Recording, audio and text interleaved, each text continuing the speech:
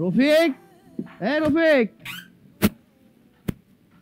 আরে বন্ধু, তুই কেমন আছিস? আমি ভালো আছি বন্ধু, তুই কেমন আছিস? আমি আলহামদুলিল্লাহ ভালো আছি। তুই এই লাকি স্টেজ নিয়ে কই থেকে আসছিস? বন্ধু, বিদেশ থেকে চলে আসলাম। বাড়িতে যাস নাই? না বন্ধু, বাড়িতে যাইনি। আমি হুট করে বিদেশ থেকে চলে আসছি, পরিবারের কাউকে কোনো কিছু বলিনি। তোর ফ্যামিলি কেউ জানে? না, আমার ফ্যামিলির কেউ জানে না। বাড়িতে না গিয়ে তুই আমার কাছে চলে আসলি কেন? কি হয়েছে বলতো? বন্ধু, তুই তো ভালো করে জানিস আমি আমার পরিবারকে কত বেশি ভালোবাসি। আমি আমার পরিবারের জন্য আমার পড়ালেখা, আমার স্বপ্ন সব কিছু বিসর্জন দিয়েছি। আমার পরিবারকে টাকা পাঠিয়েছি, আমার পরিবারের প্রতিটা মানুষের আবদার পূরণ করেছি। আমি আমার সগাল্লাদ রাখিনি। যে মানুষগুলোর জন্য আমি এত কিছু করেছি, সে মানুষগুলো আমাকে কতটা ভালোবাসে সেটা তো আমার জানা দরকার নাকি? সে কারণে আমি কাউকে কোনো কিছু না বলে সরাসরি তোর কাছে চলে আসলাম। কারণ একটাই, তোর সাথে আমার একটা প্ল্যান আছে। কি প্ল্যান? শোন, আমি তোকে যেভাবে বলবো সেটা তোর আমার মধ্যে থাকবে। পৃথিবীর কোনো মানুষ কোনোভাবে যেন জানতে না পারে।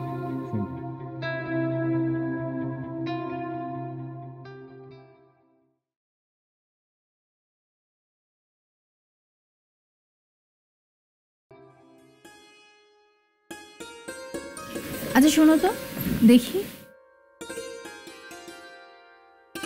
গতকালকে তোমাকে 5-এর নামটা একটা পড়িয়েছিল, মনে আছে? হ্যাঁ মনে আছে। আচ্ছা একটা কাজ করো, এটা লেখো, দেখে আমাকে দেখাও। এখন? হ্যাঁ, তুমি না পারো? ঠিক আছে।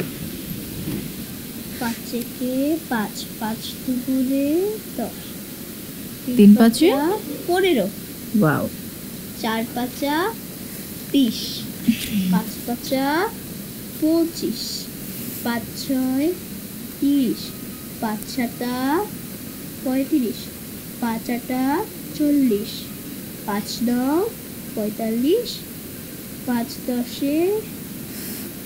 50। দাও দেখি। ভালো হলে কিন্তু ভেরি গুড দিবা।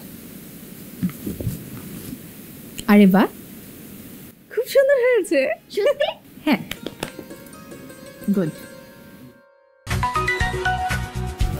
আচ্ছা তুমি একটা কাজ করো, বাংলাটা পড়ো, আমার একটা কল আসছে। হ্যালো ভাবি, আমি মিজানের বন্ধু বলছিলাম। ভাবি, মিজান তো মারা গেছে। কি?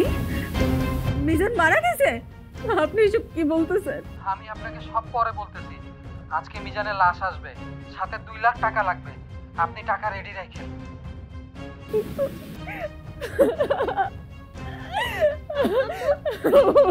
আবু কি হয়েছে?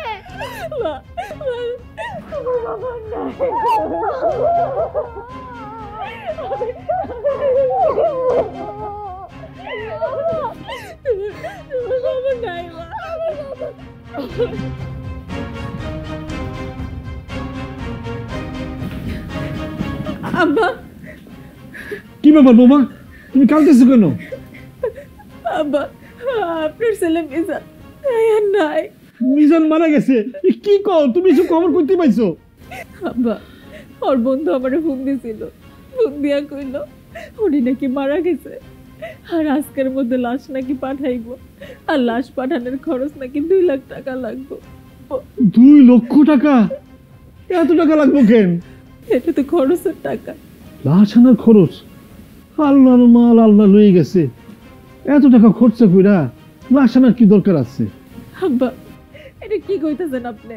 দেখো মা, আমি সকলের মঙ্গলের জন্যই বলতেছি, এত টাকা খরচা কইরা লাশ আনার কি দরকার আছে? আর সে তো মারাই গেছে, সে তো আর ফিরে আসতে পারবে না। সে যখন মারা গেছে তাহলে এত টাকা খরচ করার দরকার নেই। আর আমি টাকা পাবো কই? আমি তো টাকা সব খরচ করে ফেলছি, আমি কোন টাকা পয়সা দিতে পারবো না। আব্বা, এটা কি কইতেছেন আপনি? নিজের ছেলে, ওর লাশটা আপনি নিয়েইবেন না? আচ্ছা ঠিক আছে, আপনার থেকে 1 টাকাও দাম লাগবে না। আপনার ছেলে যে বিদেশ থেকে এতদিন এত টাকা পাঠাইছে, আপনি ওইখান থেকে 2 লাখ টাকা দেন। আরে আমি কি সব টাকা খাই ফেলছি? আরে টাকা দিয়ে আমি বাড়িঘর ঠিক করছি, জমি জমা রাখছি, আমার কাছে এখন কোনো টাকা নাই। আমি তোমার কোনো টাকা পয়সা দিতে পারবো না, তুমি বুঝতেছো না কেন? আব্বা, আপনি এত বড় মিথ্যা কথা কেমনে কইতাছেন? আপনার ছেলে আপনাকে সুখের লাইগা, আমাকেও সুখের লাইগা বিদেশের মাটিতে এত বছর এত কষ্ট করছে, আর এখন হ্যাঁ লাস্টটা আনার মতো টাকা আপনার কাছে নাই। দেখো বৌমা, এইসব কথা বললে কোনো লাভ হবে না। আমার কাছে কোনো টাকা নাই, আমি কিছু টাকা পয়সা দিতে পারবো না। যদি তুমি পারো তাহলে লাশ টানার ব্যবস্থা করো, আর যদি না পারো তাহলে যেখানে মারা গেছে সেখানে কবর দিয়ে দাও। আমি কিছু করতে পারবো না। মা সরি।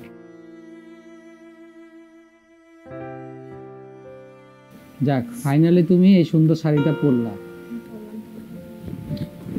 খুব সুন্দর লাগে। শিমুল, তোমার ভাই মিজানার নাই? কি বলতেছো ভাবি? হ্যাঁ, আমার মিজানার নাই। ভাবি, মানুষ তো মরণশীল, একদিন তো আমাদের সবাইকেই মরতে হবে। উনার হায়াত শেষ, তাই মারা গেছে। তুমি আমাকে ধারে 2 লাখ টাকা দাও, আমি শেষবারের মতো আমার স্বামীর মুখটা দেখতে চাই। টাকা লাগলে দাও, তা আমাকে কেন বলতেছো? আর আমি বলি কি, এত টাকা পয়সা খরচ করে ওর লাশটা বিদেশ থেকে আনার কি দরকার? কোনো লাভ আছে বলো? তোমার ভাই তোমার জন্য কম তো করে নাই, প্রতি মাসে তোমাকে টাকা পাঠিয়েছে, আর আজকে তোমার ভাই নাই, তার লাশটা আনার জন্য টাকা দিচ্ছ না, তুমি আমাকে ধার হিসেবেই দাও। ভাবি, শিমু টাকা দিবে কোত্থেকে? হ্যাঁ ভাবি, ও তো ঠিকই বলছে। আমি টাকা দিব কোত্থেকে? আর তোমার জামাই কি বিদেশ থেকে আমাকে টাকা পাঠাইছে যে আমি তোমাকে টাকা দিব? ভাবি, আমাদের কাছে তো টাকা নাই, কোথা থেকে দিব? আর তুমি তো তোমার বাপের বাড়ি থেকে আনলেই পারো।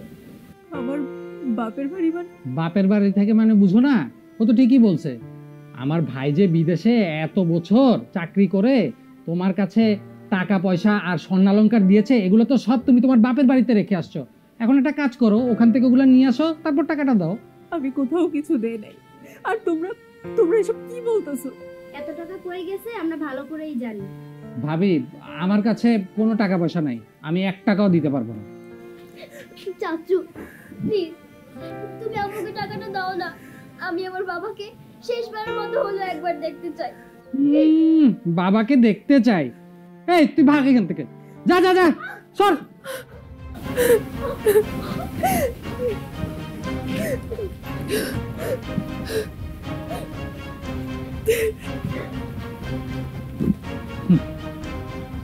স্বামী মারা গেছে, এখন আসছে আমাদের কাছে টাকা চাইতে। এখন এই পুরো সম্পত্তি আমরা জামাই বউ মিলে ভোগ করব।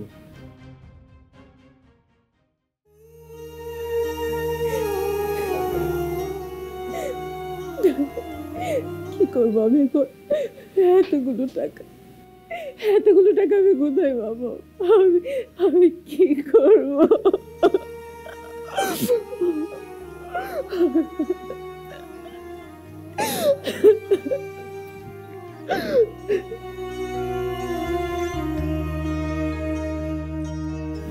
আম্মু, দাদা ভাই, চাচু, তাদের ভিতরে কেউই তো আমাদেরকে টাকা দিবে না। তাই আমি ভাবলাম আমার এই যে স্বর্ণের চেইনটা আছে সেটা বিক্রি করে যত টাকা হবে সেই টাকা দিয়ে তুমি বাবাকে নিয়ে আসো আম্মু, প্লিজ আম্মু।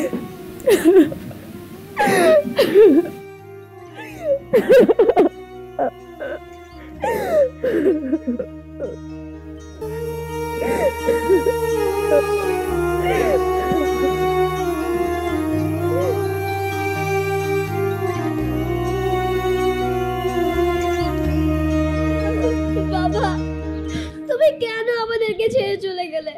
বলো, আমাকে উত্তর দাও তুমি। আমি এখন কাকে বাবা বলে ডাকবো? ওঠো। এই উঠো না, উঠো। তুমি কেন আমাদেরকে একা রেখে চলে গেলে? আমরা এখন কি নিয়ে বাঁচবো? উঠো না, উঠো।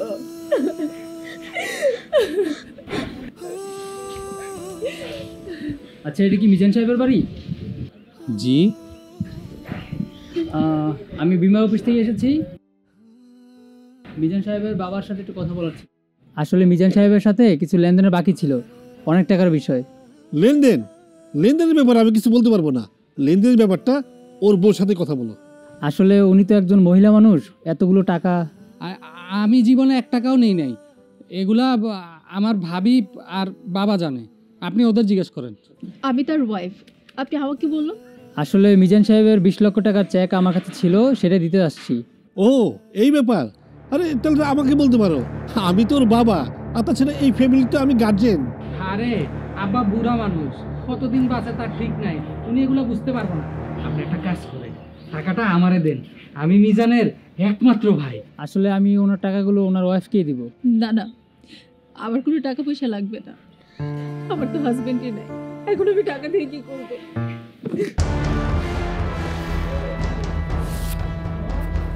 বাহ বাবা বাহ। বাবা তুই মরস নাই? না বাবা, আমি মরি নাই। মৃত মানুষের অভিনয় করে দেখলাম তোমরা আমাকে কেমন ভালোবাসো। বাবা তুই আমার ব্যাপারে ভুল বুঝিস না। না বাবা, আমি তোমাকে ভুল ভাবছি না, এতদিন তো আমি ভুল পথে ছিলাম। এই যে যে ছেলেটাকে দেখছো, সে অন্য কেউ না, আমার বন্ধু। ওর সাথে সমস্ত ব্যাপার আমি শেয়ার করেছি। ওকে আমি বলেছি আমার বাবা ভাই আমাকে কেমন ভালোবাসে সেটা পরীক্ষা করা দরকার। ও আমার বুদ্ধিতে সাই দিয়েছে। এই যে এখন যে দাঁড়িয়ে আছে, সম্পূর্ণ আমার নাটক ছিল। বাবা, তুমি যখন শুনলে যে তোমার সন্তানটা মারা গেছে, তার লাশটা আনার জন্য 2 লক্ষ টাকা দরকার, তুমি কি করলে? নিজেকে একদম গুটিয়ে ফেললে বাবা। হ্যাঁ, আমি তো কোনোদিন তোমার কাছে এসব আশা করিনি বাবা। তোমার সন্তান মারা গেছে, তাকে নিয়ে কান্নাকাটি করবে, তা তো তুমি করনি। তুমি নিজেকে এতটা বদলে ফেললে বাবা। ও কেন বা বদলে ফেলবে না? তোমার কাছে তো মনে হয়েছে এই টাকার মেশিনটা নষ্ট হয়ে গেছে, এই মেশিনটার পেছনে কেন আমি 2 লক্ষ টাকা নষ্ট করবো, তাই তো? হ্যাঁ, আমি এতদিন শুনেছি বাবারা সবসময় সন্তানের ছায়া হয়ে থাকে, কিন্তু এখন এখন আমি বুঝতে পেলাম পৃথিবীর সমস্ত বাবাটা এমন হয় না, তার মধ্যে তুমি একজন। তুমি এতদিন আমাকে টাকার মেশিন ভেবেছ, কোনোদিন ভেবো নেই যে আমি তোমার সন্তান, তাই না? বাবা, তোমার কি মনে পড়ে একটা সময় ছিল আমাদের টিনের ঘর ছিল, এই টিনের ঘর দিয়ে পানি পড়তো। এমনও সময় গেছে আমরা ঠিকমতো খেতে পারিনি, কোনো মতো আলু ভর্তা ভাত খেয়েছে। অনেক সময় পার করেছি, আমরা কষ্ট করেছি। আমি পড়ালেখা করতাম, তুমি আমাকে কি বললে? বাবা, আমার যথেষ্ট বয়স হয়ে গেছে, এই সংসারের ঘানিটা আমি টানতে পারছি না। তুমি আমাকে বলেছিলে বাবারে, তুই যদি এই সংসারের ঘানিটা টানিস তাহলে হয়তো আমি ভালো থাকবো। বিশ্বাস করো বাবা, আমি নিজের জন্য একটাবারের জন্য ভাবিনি। আমি আমার সমস্ত শখ আহ্লাদ সব কিছু নষ্ট করে ফেলেছি। তুমি আমাকে বিদেশে পাঠিয়ে দিলে, আমি বিদেশে গিয়ে কষ্ট করে হাড় ভাঙা পরিশ্রম করে সেই টাকা তোমাকে পাঠিয়েছি। সেই টাকা দিয়ে তুমি তোমার ইচ্ছা মতো বিলাসিতা করেছো। তুমি আমাকে যখন যেটা বলেছো আমি সেই আবদারটা পূরণ করেছি। এমনও সময় গেছে আমার ডিউটি ছিল 12 ঘন্টা, আমি 14 ঘন্টা, 16 ঘন্টা, 18 ঘন্টা, 20 ঘন্টা ডিউটি করেছি শুধুমাত্র তোমার জন্য, আমার পরিবারটার জন্য। তুমি আমাকে বলেছিলে বাবারে, আমার শরীরটা ভালো না, আমার চিকিৎসার জন্য অনেকগুলো টাকা দরকার। বিশ্বাস করো, এই কথাটা শোনার পর আমি ঠিকমতো ঘুমাতে পারিনি, খাইতে পারিনি। আমার কাছে মনে হয়েছে আমার বাবা যদি সুস্থ থাকে, ভালো থাকে, আমি ভালো থাকবো। আমি হাড় ভাঙা পরিশ্রম করেছি বাবা, আমি একটা বারের জন্য নিজের কথা ভাবিনি। আর সেই বাবা, সেই ভাই, সেই পরিবার আমার জন্য একটা বারের জন্য ভাবেনি। হ্যাঁ, তোমরা যখন শুনতে পেলে যে তোমার সন্তানটা মারা গেছে, 2 লক্ষ টাকা দরকার, বাবা তুমি কি পারতে না 2 লক্ষ টাকা পাঠাতে? অবশ্যই পারতে, কারণ তোমার অ্যাকাউন্টে এখনো অনেকগুলো টাকা আছে। ভাই, সব দোষ আব্বার, আমার কোনো দোষ নাই। হ্যাঁ, তোর তো কোনো দোষ নেই, সমস্ত দোষ আমার আব্বার, তাই তো? আচ্ছা ভাই, তোর কি মনে পড়ে আমি যখন বিদেশে যাই, যাওয়ার পরে তুই আমাকে কি বলেছিলি? যে ভাই, আমার অনেক দিনের স্বপ্ন একটা আইফোন নেয়ার। আমি কিন্তু তোর স্বপ্নটা পূরণ করেছি। আমি তোকে টাকা পাঠিয়েছি, সেই টাকা দিয়ে তুই আইফোন ব্যবহার করছিস। তারপর তুই আমাকে কি বললি? যে ভাই, আমার আরেকটা নতুন স্বপ্ন তৈরি হয়েছে, আমার বন্ধু বান্ধব সবাই দামি বাইক ইউজ করে, আমার একটা বাইক দরকার। আমি তোকে টাকা পাঠালাম, সেই টাকা দিয়ে তুই দেখ, সেই টাকা দিয়ে তুই একটা দামি বাইক কিনলি, তাই না? তারপরে তুই আমাকে কি বললি? আমি একটা মেয়েকে অনেক ভালোবাসি, তাকে ছাড়া বাঁচতেই পারবো না, যে এভাবে হোক তাকে বিয়ে করতেই হবে। আমি তোকে না করিনি, আমি তোকে বলেছি ঠিক আছে, যত টাকা লাগে বিয়ের জন্য সেই টাকাটা আমি দেব। আমি টাকা দিয়েছি, তুই আমাকে বললি আমার বউয়ের জন্য গহনা কেনা দরকার, সেই টাকাটা পর্যন্ত আমি দিয়েছি। এই যে তোর বউ এখনো সেই গহনা পড়ে আছে। আমি একটা বারের জন্য আমার নিজের সুখের কথা ভাবিনি, ভেবেছিলাম তুই আমাকে বল যখন আমার বউ তোর কাছে গেল, আমার মেয়েটা তোর কাছে গেল, গিয়ে বললো যে আমার স্বামীটা মারা গেছে, 2 লক্ষ টাকার দরকার, আমাকে কিছু টাকা দাও। তুই কোনো টাকা দিস নি। তোর কাছে তো মনে হয়েছে আমার ভাই মারা গেছে, এতদিন যে টাকা পয়সা পাঠিয়েছে সেটা তো অনেক কিছু, ভাইয়ের লাশের জন্য এত টাকা কেন দরকার, আমি কেনই বা দিব? আমার মেয়েটা অনেক শখ করেছিল, তার একটা স্বর্ণের চেন দরকার। আমি অনেক কষ্ট করে টাকা পাঠিয়েছিলাম, সেই টাকা দিয়ে একটা স্বর্ণের চেন তাকে দিয়েছি। আর তুই আমার বউ বাচ্চার সাথে তোরা যা আচরণ করেছিস আমি নিজের চোখে দেখেছি, নিজের কানে শুনেছি। আমার লাশ আনার জন্য 2 লক্ষ টাকা দরকার ছিল, আমার বউ এসে তোর কাছে বারবার বলেছে আমার স্বামীর লাশটা আনা দরকার। তোরা কি করেছিস? টাকা দিবি না, আমার বউর সাথে খারাপ আচরণ করেছিস, আমার সন্তানটাকে ধাক্কা দিয়ে ফেলে দিয়েছিস। তোরা কি ভেবেছিস আমি কোনো কিছু জানি না? বাবাকে দেখতে চাই। এই তুই ভাগ এখান থেকে, যা যা যা, সর।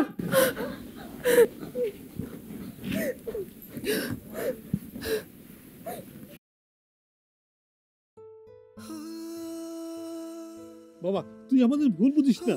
এই চুপ করো, আর একটা কথা বলবে না। তোমাদের মতো জানোয়ার অমনুষ্যের সাথে আর একটা মিনিটের জন্য থাকতে চাই না। তোমাদের ধন সম্পত্তি টাকা পয়সা দরকার তো, আচ্ছা ঠিক আছে, এখন এই মুহূর্তে আমি এখান থেকে চলে যাব। টাকা পয়সা ধন সম্পত্তি যা কিছু আছে সবকিছু তোমরা নাও। আর একটা কথা, তোমাদের সাথে আমি আর এই জীবনে কোনো সম্পর্ক রাখতে চাই না। তোমরা ভালো থেকো। মা চলো।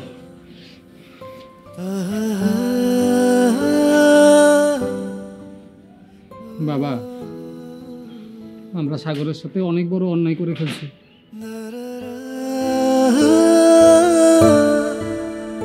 Da da da